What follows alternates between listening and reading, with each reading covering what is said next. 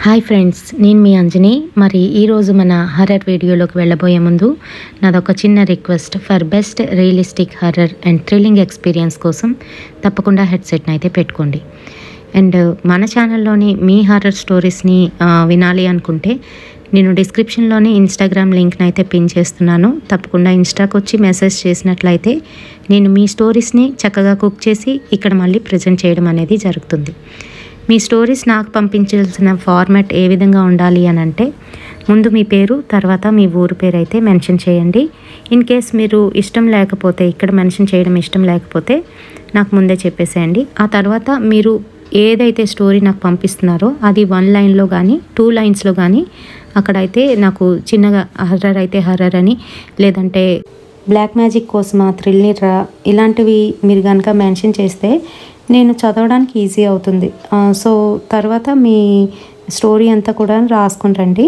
ఈ రకంగా మీరు నాకు పంపిస్తే నేను కుక్ చేసి మంచిగానైతే ఇక్కడ ప్రజెంట్ చేస్తాను. ఇప్పుడైతే ఏమాత్రం ఆలస్యం చేయకుండా వీడియోలోకి వెళ్ళిపోదాం.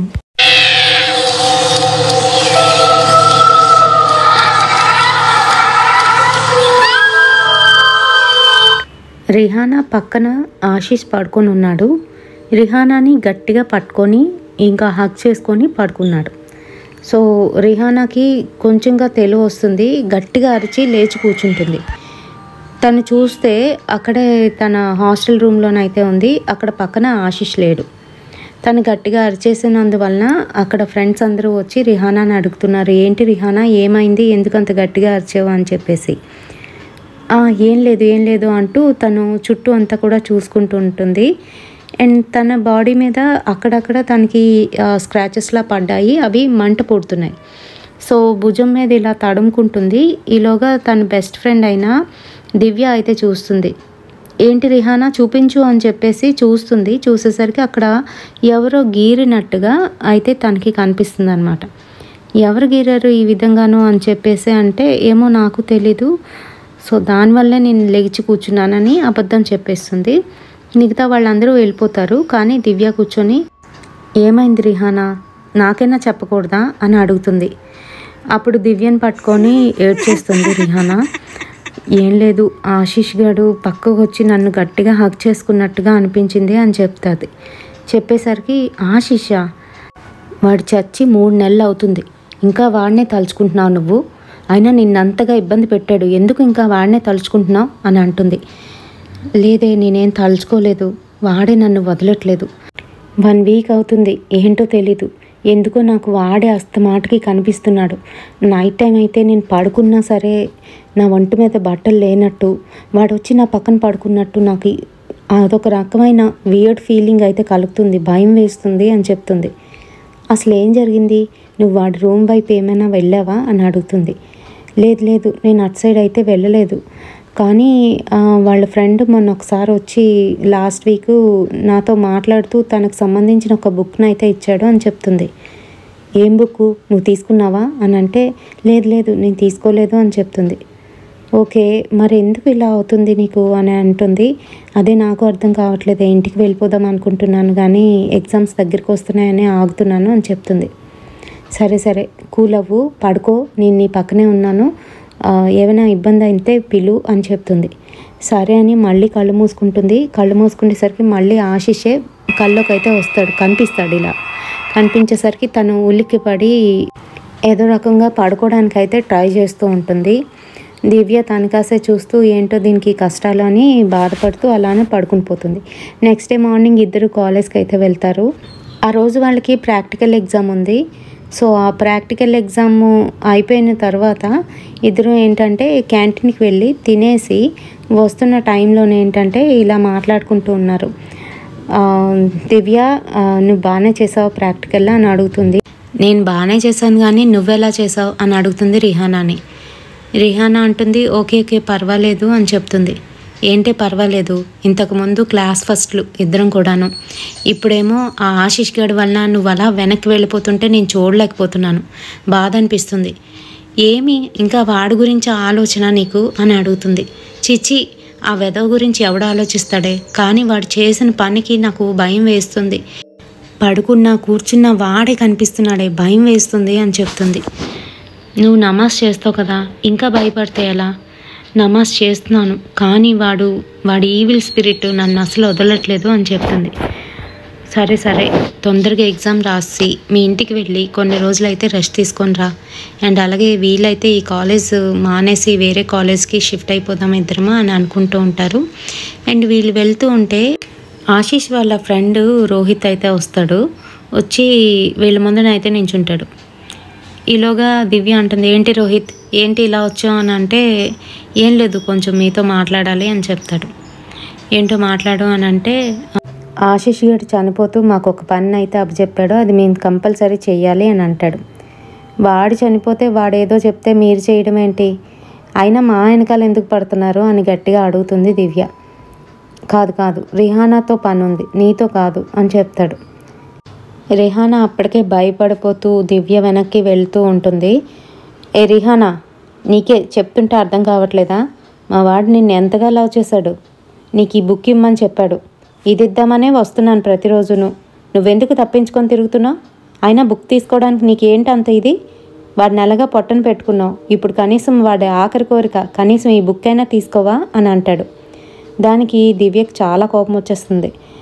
అసలు వాడంటేనే ఇష్టం లేదు, వాడు బుక్ దీనికి ఎందుకు చెప్పు, అయినా మీరెందుకు దీని వెనకాతలు పడుతున్నారు అని గట్టిగా తిడుతూ, ఇంకోసారి ఇలా మా దగ్గరికి వచ్చారంటే ప్రిన్సిపాల్కి కంప్లైంట్ చేస్తాం అని చెప్పి, రా రిహానా అని చెప్పి తీసుకొని వెళ్ళిపోతుంది. ఏ రిహానా ఆగు అంటూ వెనకాలైతే రోహిత్ పడతాడు. నేను చెప్పింది ఆలకించు, కనీసం ఈ బుక్ తీసుకో, వాడి మనసు శాంతి పడుతుంది అని చెప్తూ ఉంటాడు. ఇంకా రిహానాకి మనసు ఒప్పగా, ఆగవే, వాడేదో చెప్తున్నాడు కదా, కనీసం బుక్ తీసుకొని వచ్చేద్దాం, ఇంకా వాడు మన వెనకాల పడ్డు అని చెప్తుంది. నీకు వాళ్ళ ఇంటెన్షన్ అర్థం కావట్లేదే పిచ్చిదానా, రాత్రి అంతా కూడా ఇబ్బంది పడుతున్నావు, వాడే కళ్ళలోకి వచ్చి ఇబ్బంది పెడుతున్నాడు అని చెప్తున్నావు, అయినా వాడి బుక్ నువ్వు తీసుకోవడం ఏంటి అని అంటే, పోన్లేవే ఏదో ఒకటి అని చెప్పి ఇలా ఇవ్వు అని వాడి చేతిలో నుంచి లాక్కొని వెళ్ళిపోతుంది. అంతేగాని దాని మీద ఇంట్రెస్ట్ ఉండి కాదు. సో ఆ బుక్ వాళ్ళ రూమ్లోకి వెళ్ళగానే టేబుల్ మీదకి అయితే ఇసిరేస్తుంది. వీడి బుక్ నాకెందుకు, నేనేమి ఆ బుక్ ఏమి తెరిచి చూడను, ఓపెన్ చేసి చదవను, అది కాల్చేద్దామని డిసైడ్ అయిపోతారు. అండ్ ఆ రోజు నైట్ ఏంటంటే వీళ్ళు పడుకుంటారు. పడుకోగానే ఈసారి దివ్యకి బాగా నిద్ర పట్టేస్తుంది, అసలు తెలివి అయితే ఉండదు. అండ్ రిహానా పడుకున్న దగ్గర ఎగ్జాక్ట్గా వెనకాతల ఆశీష్ వచ్చి పడుకుంటాడు. రియల్గా పడుకున్నట్టుగా అనిపిస్తుంది. రిహానాకు అర్థం కాదు ఏం జరుగుతుందో ఏంటో అనేసి గట్టిగా అరవడానికి అయితే ప్రయత్నిస్తుంది. కానీ తన 2 చేతులు 2 కాళ్ళు కూడా ఎవరో గట్టిగా పట్టుకున్నట్టుగా ఉంటుంది. అండ్ ఆశీష్ అయితే తన ముందుకు అయితే వచ్చేస్తాడు. తన ఫేస్ మీద ఫేస్ పెట్టి ఇలా మాట్లాడుతూ ఉంటాడు. ఏ రిహానా, నువ్వంటే నాకు చాలా ఇష్టం, ఎందుకు నా నుంచి దూరం వెళ్ళిపోతున్నావు? నేను చనిపోయానన్నా పర్వాలేదు, నేను చనిపోయి నిన్ను కూడా నాతో తీసుకువెళ్ళిపోతాను అని చెప్తూ ఉంటాడు. తనకైతే భయం వేస్తూ ఉంటుంది. ఇంకా ఎలా అంటే గట్టిగా అరవడానికైతే ప్రయత్నిస్తుంది, కానీ తను అరవలేకపోతుంది. అండ్ అలాగే విడిపించుకోలేకపోతుంది. చుట్టూ వాళ్ళ ఫ్రెండ్స్ అయితే పడుకొని కనిపిస్తున్నారు, ఎవరిని లేపలేకపోతుంది. అండ్ ఇంకా ట్రై చేస్తుంది అనమాట, ఏదో రకంగా వీటి నుంచి దూరం వెళ్ళిపోవాలి అని చెప్పి కళ్ళు ఇప్పకుండా కళ్ళు మూసుకుంటుంది. కళ్ళు తెరవే, కళ్ళు తెరు, నన్ను చూడు, నేను నీ వలన ఎలా చనిపోయినా చూడు, నాలుకైతే బయటకు వచ్చేసింది ఇలా అంటూ బయటకైతే లాగేస్తాడు నాలుకని. అండ్ అలాగే కళ్ళు గుడ్లు కూడా ఇలా బయటకు వచ్చేసాయి, చూసావు కదా ఆ రోజు నా శవాన్ని అంటూ భయంకరంగా తనకి కనిపిస్తూ ఉంటాడు. అండ్ తినైతే ఇంకా లిటరలీ నా పని అయిపోయింది అని అనుకుంటుంది. ఆ టైంలోనే ఏంటంటే వార్డెన్ చెక్ చేయడానికి వస్తూ ఉంటుంది. వీళ్ళ రూమ్ దగ్గరికి వచ్చి డోరు మీద కర్రతోని కొడుతుంది, ఎవరైనా తెలిగేసి ఉన్నారేమో అని చెప్పేసి. ఈలోగా కొంచెంగా డిస్టర్బ్ అవుతుంది ఆ ఆత్మ. తనప్పుడు వదిలించుకొని గట్టిగా అరుపులు స్టార్ట్ చేస్తుంది. వార్డెన్ తలుపు తీయండి అని అంటే తలుపు తీస్తారు. మిగతా వాళ్ళు కూడా దగ్గరికి వెళ్ళి చూస్తారు. ఏమైందమ్మా, ఏమైంది అంటూ రిహానా దగ్గరికి అయితే వస్తుంది వార్డెను. ఏం లేదు మేడం, ఏం లేదు, ఏదో బ్యాడ్ డ్రీమ్ అని చెప్తుంది, నైట్ మేర్ వచ్చింది అంటే, ఓ అందుకేనా అంత గట్టిగా అరిచావు, నేను ఇంకా కంగారు పడ్డాను, సరే పడుకోండి అందరూ అని చెప్తూ తనైతే బయటికి వెళ్ళిపోతుంది. మళ్ళీ దివ్య వెళ్తుంది. ఏంటి వాడేనా అని అంటే, అవును ఈసారి నాకు చాలా భయం వేసింది, ప్లీజ్ నా దగ్గరే ఉండవా, నేను పడుకోలేకపోతున్నాను అని అంటుంది.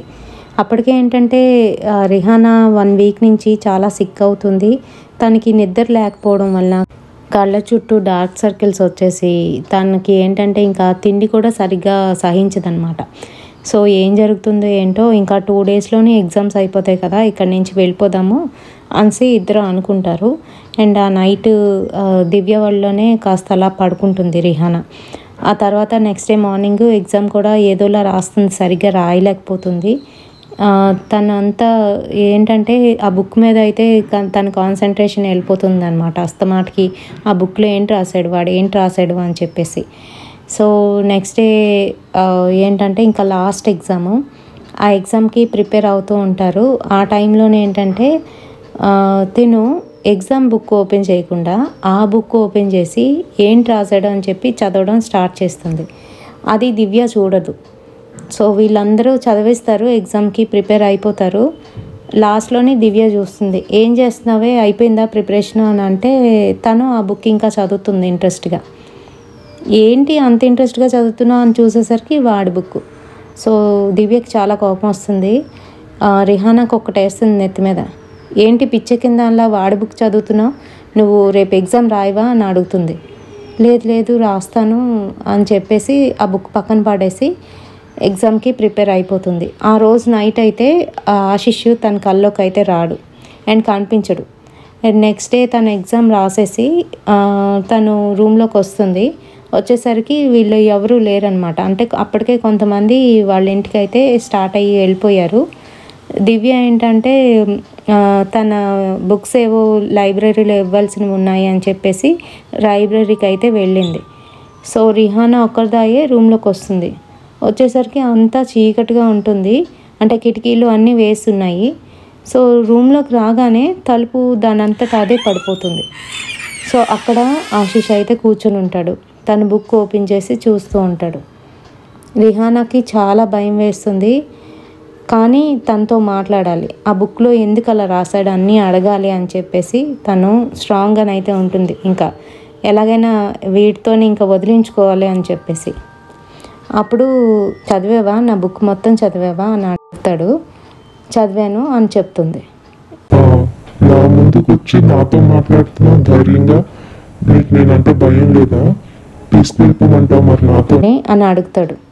సో ఆ మాటలకి బెదిరిపోకుండా తను ఏం చెప్తుందని అంటే, అసలు నువ్వు నన్ను ఏం చేయగలవు, నువ్వు కేవలం ఆత్మవు మాత్రమే, నువ్వు నన్ను ఏం చేయలేవు అని అంటుంది. అంతే, మరుక్షణం ఏమవుతుందో ఎవరికీ తెలీదు. ఆ తర్వాత కొంతసేపటికి ఒక 5 నిమిషాలకి దివ్య అయితే రూమ్లోకి వస్తుంది. చీకటిగా ఉంటుంది. తను ఆ చైర్లో కూర్చొని బుక్ పట్టుకొని బుక్ మీద పడుకొని ఉంటుంది. సో దివ్య వచ్చి తన మీద చేయి వేస్తుంది. వీడి బుక్ మళ్ళీ పట్టుకున్నావా అంటూ విసిరేస్తుంది. విసిరేస్తే తన వంక కోపంగా చూస్తుంది. చూసి ఆ బుక్ని అయితే తన వైపు లాక్కుంటుంది. నీకెందుకు, నీకు అనవసరం, ఈ బుక్ నాది అంటూ దగ్గర తీసుకొని తన గుండెలకి హత్తుకుంటుంది. అండ్ అలాగే నువ్వు నాతో మాట్లాడుకు, వెళ్ళిపో అంటూ చిరాకు పడుతుంది. అదేంటి రిహానా, నువ్వేనా, ఎందుకు అలా మాట్లాడుతున్నావు, వాడి గురించి అంత పాజిటివ్గా మాట్లాడుతున్నావేంటి, నీకేమైనా పిచ్చెక్కిందా ఏంటి అంటూ మళ్ళీ ఆ బుక్ తీసుకొని దూరంగా విసరడానికి అయితే చూస్తుంది. ఈలోగా లెగిచి ఒక లెంపగా అయితే కొడుతుంది.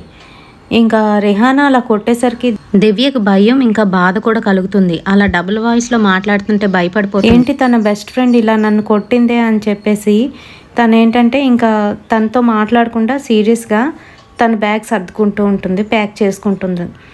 ఇంకా కొంతసేపటికి ఏంటంటే తను అలాగే బుక్ పట్టుకొని తన బెడ్ మీద కూర్చొని ఆ బుక్ని తన ఒళ్ళో పెట్టుకొని ఏడుస్తూ అలానే ఉండిపోతుంది.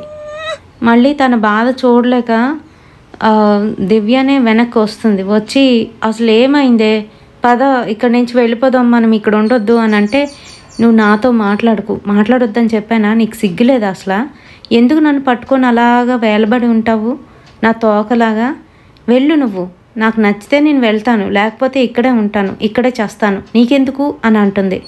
ఆ మాటలకి దివ్యకి ఏదో తేడా కొడుతుంది. వెంటనే తను బయటికి వెళ్ళి ఒక కాల్ అయితే చేస్తుంది. రిహానా ఫాదర్కి కాల్ చేసి జరిగిందంతా కూడా చెప్తుంది. వెంటనే అతను ఏంటంటే మీరు అక్కడే ఉండండి అమ్మా, నేనే వస్తున్నాను అక్కడికి అని చెప్పి 3 అవర్స్లోనే అక్కడికి వస్తాడు. తనతో పాటుగా ఒక ఇద్దరిని దర్గాలో పనిచేస్తున్న వాళ్ళని తీసుకురావడం అయితే జరుగుతుంది. సో వాళ్ళు వచ్చిన తర్వాత రిహానా ప్రవర్తన అంతా కూడా చేంజ్ అయిపోతుంది. తను అక్కడి నుంచి రానని అక్కడే స్టూల్ మీద కూర్చొని లెగదు. సో వాళ్ళ నాన్నగారు ఎంత చెప్తున్నా కూడా రాదు. ఈలోగా దర్గాలో నుంచి వచ్చిన వాళ్ళు ఏంటంటే ఆ బుక్ను ముందు అర్జెంటుగా మీరు లాక్కోండి అని చెప్తారు. సో ఆ బుక్ను అయితే లాగేసుకుంటారు. లాగేసుకున్న తర్వాత ఇంకా రిహానా కోపం ఎంతలాగా ఉంటుందని అంటే ఆ బుక్ ఇచ్చేంత వరకు కూడాను బీభత్సం చేసేస్తుంది. అక్కడ ఉన్నవన్నీ కూడా విసిరేస్తుంది. అండ్ అలాగే ఆ బుక్ కోసం వాళ్ళ నాన్న దగ్గరికి వెళ్ళి చేతుల్లో నుంచి బుక్ని గట్టిగా లాక్కోవడానికి ప్రయత్నిస్తూ ఉంటుంది. అండ్ ఆ టైంలోనూ వాళ్ళు ఏంటంటే రిహానాని కంట్రోల్ చేస్తూ రిహానాకి ఒక తావీజ్ అయితే కడతారు. సో తావీజ్ కట్టగానే తన కళ్ళు తిరిగి పడిపోతుంది. పడిపోయిన తర్వాత రిహానాని అక్కడి నుంచి ఇంటికి అయితే తీసుకువెళ్తారు. ఇంటికి తీసుకువెళ్ళిన తర్వాత ఈరోజు నైట్ అంతా కూడా అమ్మాయిని ఇలానే ఉంచండి, రేపు మార్నింగ్ దర్గాకి తీసుకువెళ్తామని వాళ్ళు అనుకుంటారు. ఇంకా చేతులు కాళ్ళు కూడాను మంచానికి వేసి కట్టేస్తారు. కట్టేసి అసలు ఆ బుక్లో ఏంటుంది ఏంటి అని ఓపెన్ చేసి చూస్తే అప్పుడు తను ఏంటి రాస్తాడో ఇలా ఉంటుంది. రిహానా ఫస్ట్ కాలేజ్లో జాయిన్ అయినప్పటి దగ్గర నుంచి ఆశిష్ తన్నే చూస్తూ తన్నే లవ్ చేయడం స్టార్ట్ చేశాడు. సో ఆశిష్ ఎలా అంటే ఇంకా తను ఎక్కడికి వెళ్తే అక్కడ ఫాలో అవుతూ ఉండేవాడు. ఇంకా తనది వేరే గ్రూపు, తింది వేరే గ్రూప్ కాబట్టి గ్రూపులు వేరే అయినప్పటికీ కూడాను తిన్ని ఎక్కడ కూడా మిస్ అవ్వకుండా ప్రతి ఇంచు కూడాను వాళ్ళని ఫాలో అవుతూ తనకి ఏంటి ఇష్టం లేదు అన్నీ కూడా తెలుసుకుంటాడు. తెలుసుకొని తనకి ఇష్టమైనవన్నీ కూడా చేయడం స్టార్ట్ చేస్తాడు. ఫస్ట్లోని ఫ్రెండ్షిప్ చేసుకుంటాడు. అలాగా తనకి కావాల్సినవన్నీ కూడా ఇస్తూ ఉంటాడు. తను కూడా ఏంటంటే ఫ్రెండ్లానే చూస్తుంది, మాట్లాడుతుంది. ఇద్దరు మాట్లాడుకునే సమయంలోనే ఏంటంటే వాళ్ళ ఫ్రెండ్స్ అందరికీ కూడాను తను నన్ను లవ్ చేస్తుంది అని చెప్తాడు. సో అందరికీ అలా చెప్పేసరికి అందరూ నిజమని అనుకుంటారు. ఎందుకంటే రిహానా తనతో ఆశిష్తో మాట్లాడుతూనే ఉంటుంది. సో అందుకని ఆ తర్వాత ఏమవుతుందనంటే ఒకరోజు ఆశిష్ క్రికెట్ ఆడుతూ ఉంటాడు. సో తను బౌలింగ్ చేసేటప్పుడు ఆ బాల్ వెళ్ళి కరెక్ట్గా ఈ రిహానా వాళ్ళ హాస్టల్ రూమ్ పక్కన పడుతుంది. సో పడేసరికి నువ్వే వేసావు కదా వెళ్ళి తీసుకురా అని అందరూ అంటే సరేనని వెళ్తాడు. వెళ్ళేసరికి ఆ టైంలో రిహానా స్నానం చేస్తూ ఉంటుంది. సో తను చూసుకోదు. తను స్నానం చేసి టవల్ తీసుకుందామని తిరిగేసరికి ఎదురుగా వెంటిలేటర్లో నుంచి చూస్తూ ఉంటాడు ఆశిష్. అది చూడగానే రిహానా గట్టిగా అరిచేస్తుంది. అండ్ అలాగే బయటికి వెళ్ళి వాళ్ళ ఫ్రెండ్స్ అందరితో చెప్పేస్తుంది, ఏడుస్తుంది. ఈలోగా వార్డెన్ కూడా వస్తుంది. ఏం జరిగింది ఏంటి అని అంటే ఇలా ఆశిష్ ఇలా చేశాడు అని చెప్తుంది. చెప్పేసరికి ఇంకా కాలేజ్ మొత్తం ఈ సంగతి తెలిసిపోతుంది. ప్రిన్సిపల్ వరకు వెళ్ళిపోతుంది. ప్రిన్సిపల్ అయితే గట్టిగా వార్నింగ్ ఇస్తుంది. అండ్ అలాగే తన లైఫ్ స్పాయిల్ అవుతుంది అని చెప్పేసి కాలేజ్ పేరు కూడా పోతుందని చెప్పేసి మీ పేరెంట్స్ని తీసుకురా అని చెప్తుంది. సో ఆశిష్ ఏంటంటే చాలా సిగ్గుపడతాడు తను చేసిన దానికి. అండ్ అలాగే వాళ్ళ పేరెంట్స్కి తెలిస్తే ఇంకా ఆశిష్ చదువుకోవడానికి అవ్వదు. సో ఆశిష్ ఆ రోజు ఏంటంటే రిహానాని ఎలాగైనా కలవాలి అని చెప్పి ఆ రోజు ఈవినింగ్ రిహానా కాలేజ్ నుంచి బయటకు వచ్చినప్పుడు ఒక దగ్గర కాపు కాసి తనైతే పట్టుకుంటాడు. పట్టుకొని రిహానా నిజం చెప్పు, నేను లవ్ చేస్తున్నాను, నువ్వు నన్ను లవ్ చేయట్లేదా, ఎందుకు ఇలా చేసావు, అందరికీ ఎందుకు చెప్పేసావు, నేను కావాలని చూడలేదు అని తనకి చెప్పడానికి ట్రై చేస్తూ ఉంటాడు. ఆ టైంలో ఏంటంటే దివ్య వచ్చి రిహానా చెయ్యి వదిలించి తనకు ఒకటైతే కొడుతుంది. తన ఫ్రెండ్స్ కూడా అది చూస్తారు. అండ్ అప్పుడు ఏం చెప్తుందంటే దివ్య, నువ్వు మీ ఫ్రెండ్స్ అందరితోని ఇది లవ్ చేస్తుందా అని చెప్పావా అని గట్టిగా అరుస్తుంది.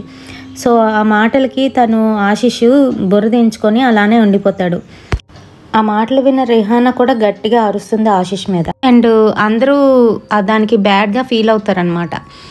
ఆ టైంలోని ఇంకా ఆశిష్కి మొహం చెల్లక వెళ్ళి సూసైడ్ అటెంప్ట్ చేసుకొని తన రూమ్లోనే తను ఉరి వేసుకొని చనిపోతాడు. ఇంకా కాలేజీలో సగం మంది ఏమో రిహానా వైపు, మరియు సగం మంది ఏమో ఈ ఆశిష్ వైపు అయితే ఉంటారు. అనవసరంగా పొట్టను పెట్టుకుంది, లేనిపోనివన్నీ కూడా చెప్పి ఆ ఆశీస్ని మింగేసింది అని బాయ్స్ అందరూ అనుకుంటూ ఉంటారు. మరి అమ్మాయిలందరూ ఏమనుకుంటారు అంటే రిహానాకి అలా చేయడం వలన వాడికి మంచి పనే జరిగింది, అయినా అలాంటి వాడు బతకూడదు, ఇంకా ఎంతమంది అమ్మాయిలతో ఆడుకుంటాడో అని అనుకుంటూ ఉంటారు. సో ఇది జరిగిన విషయము. ఆ బుక్లో మటుకు తను ఎంతగా రిహానాని లవ్ చేస్తున్నాడో అంతా కూడా రాస్తాడు. అండ్ అలాగే తన వల్ల ఒక చిన్న పొరపాటు అయ్యింది అని కూడా రాస్తాడు.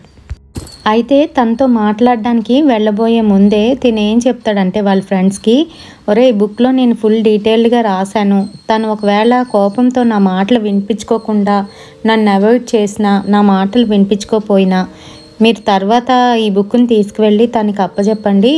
సో తను చదివితే మా మిస్అండర్స్టాండింగ్స్ అన్నీ కూడాను దూరం అవుతాయి అని వాళ్ళ ఫ్రెండ్స్కి అయితే చెప్తాడనమాట.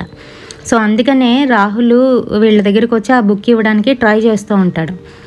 సో వీళ్ళు కూడా ఏంటంటే ఆ బుక్ చదివిన తర్వాత తను ఎంతగా లవ్ చేశాడో, ఇంకా తన పొరపాటు అందులోని ఎంతవరకు ఉంది ఏంటి అనేది కూడా రాసి అందులో ఉన్నిస్తాడు. సో అది కూడా తెలుసుకుంటారు. అయితే రిహానా కూడా బుక్ చదివిన తర్వాత కొంచెంగా మెల్ట్ అవుతుంది, కానీ కొన్ని క్వశ్చన్స్ అడుగుదాం అనుకుంటుంది. ఆ టైంలో అదును చూసుకొని తనైతే తినకి పట్టేస్తాడు. అండ్ ఆ బుక్ని ఏం చేయాలి అని ఆలోచిస్తూ ఉండగా ఈలోగా తన్ని ఎక్కడైతే మంచానికి కట్టేశారో అక్కడే టేబుల్ మీద ఆ బుక్ని అయితే పెడతారనమాట. తను ఏదో రకంగా విడిపించుకొని ఆ బుక్ని అయితే పట్టేసుకుంటుంది.